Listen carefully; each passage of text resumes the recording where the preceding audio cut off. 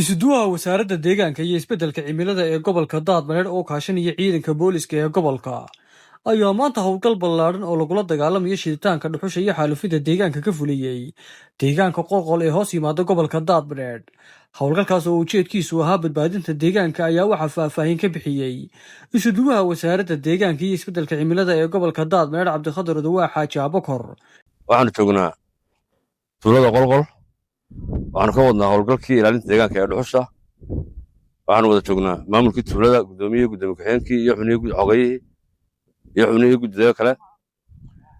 howlgalkaas saakaanu soo qaadnay oo ka soo baxnay Oodweyne markii qeylidhaan nooga timi tuulada qolqol. kolley goobo kale waanu ku soconnaa oo naga horreeya oo maxamuud cabban uu ka mid yahay.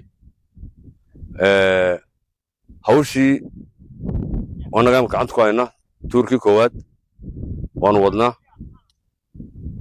waxaan ku rajo weynahay in kolley maxaabiista laftoodana aanu gacanta ku dhigi doonno ayaanu ku rajo weynahay oo iyaga laftoodu ma foga waanu ku daba jiraa. waxaan leeyahay maamulka tuulada qolqol waxay ka mid ahaayeen tuulooyinkii ka caaganaa dhuxusha inta badan aanu ka howlgallay, kadibna noqday tuulooyinka xalaasha ka ah inaan dhuxusha laga shidi karin. iminkada lafteeda lagama shido, laakiin labadii good ee horreeyey ee u soo gudbay waa kuwa nugu soo qayliyey. waxaan leeyahay ha kala furmina, maamulka ha isku duubnaado. maamulka hadday isku duuban yihiin waxba kama xumaadaan. deegaankoodu ilaashanaya, horumarkoodu kaloo ka shaqaynaya.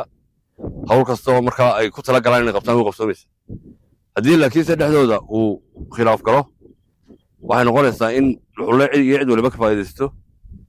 deegaankaasi maanta saa umuu noolaaday galoolkaas iyo nimcadaa ku taalla meesha. waxa meesha ku yaalla waa galool faraqa saa u bixiyey. wuxuu ku joogaa ilaalin la ilaaliyey iyo dadaal aad dadaasheen. waa ku mahadsantihiin. hawsha sidii hore wadeen u wada. annaguna mar walba garabkiinaanu taagannahay.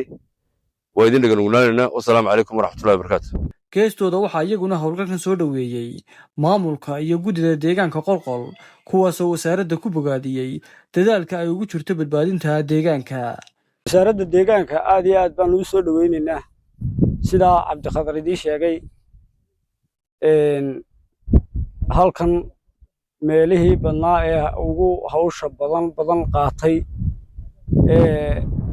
inta badan oo ka hawl gashay wasaaradda uu hogaaminayo isduwa cabdiqadir ayay ahayd. in badan xalaal baanu ka ahayn sidaa uu isaguba idiin sheegay. labadii godoy ugu horreeyey ee aanu isnidhiba war waxba idinku furayaan ayaanu maanta hawshoodii ku jirnaa.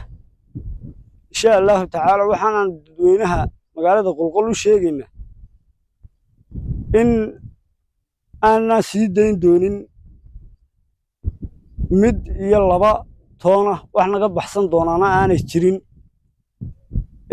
kuna dadaalayno sidii aanu deegaanka u ilaalin lahayn. dhulkii iminka sidaa uu cabdiqadirba sheegayey galoolku waa muush.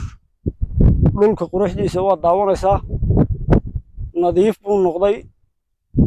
awal horena xaabo meelaad ka soo qaadato wax lagu shida lama hayn. marka waxaanu ku dadaalaynaa sidii aanu bahashaa isaga dabargoyn lahayn insha allahu tacaala. sayid maxamed cumar, sayid darwiish, warbaahinta qaranka jamhuuriyadda somalilan, magaalada Oodweyne.